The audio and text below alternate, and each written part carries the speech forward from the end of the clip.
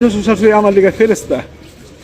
এই বুড়া বেটা কাম করে এই বুড়া বেটা টাকা দিয়ে সংসার চলায়, আবার আমার সংসার চলায়, আমার পোলা পাইন দিতে দেয়। ওয়ালাইকুম আসসালাম।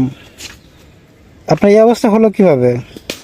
এই শীতের সিজনটা ঠান্ডা ঠান্ডা বইতে হইতে পাউডার বয়ে গেছে গে, ফজল নামাজ পড়তে যে তুলেছিলাম আডু ভেঙে পড়ে গেছি গে। তো মনে করছি যে ওষুধ পানি খাইলে ভালো হয়ে যাবে গা।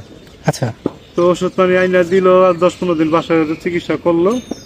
এরপরে বিছনা থেকে নাম তুলেছি, একটা দুনু আডু ভেঙে পড়ে গেছি গে। পরে সবাই বাসায় ধরে গেছে, আব্বা আম্মা সবাই ধরে গেছে কলমিটলার এক্সরে করার পরে দেখো কি এই বাড়ি মাঝখানে ক্ষয় হয়ে গেছে গা, আর ডাইন সাইডে কোমরের জয়েন্ট থেকে ছাইলা যায়। এখন বাচ্চার মারে কইতাছি তাহলে আমার বিড়াল হাড়ি ব্যবস্থা করে দাও। আমি যে তো কোনো কর্মই করতে পারতাছি না। আচ্ছা আচ্ছা।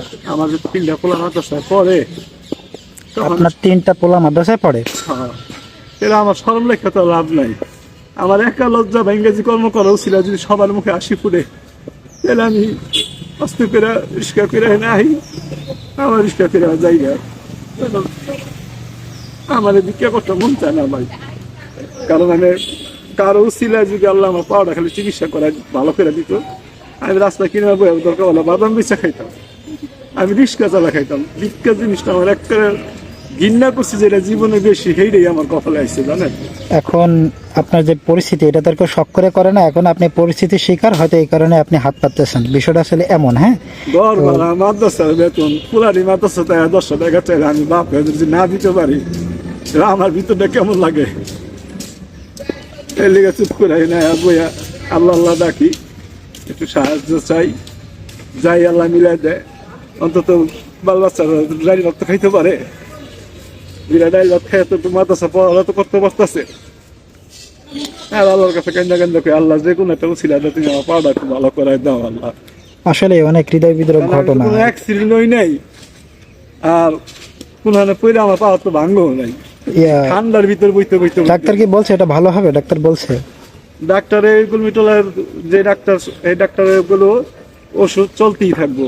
এই ওষুধ যে চলতে থাকবো, যে ওষুধ দিছে 6 পদের ওষুধ, এই ওষুধে প্রত্যেকটা মাসে লেগে জায়গায় 2600-3000 টাকা।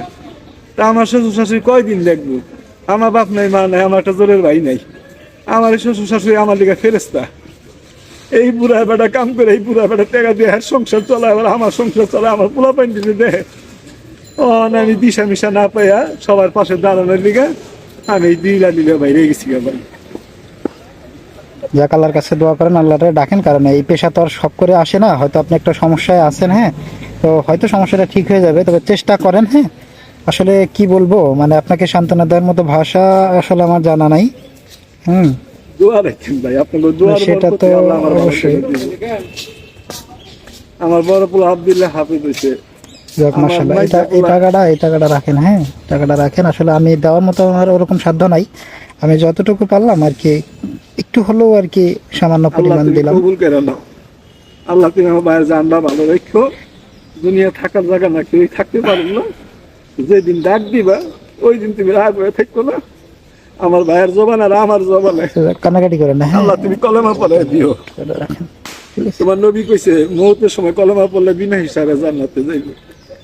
আমি এই দোয়াই করি, আল্লাহ শেষ নিঃশ্বাসটা ত্যাগ করার সময় তুমি জবানে কলেমা পড়াই দিও। কলেমাতে লা ইলাহা ইল্লাল্লাহু মুহাম্মাদুর রাসূলুল্লাহ।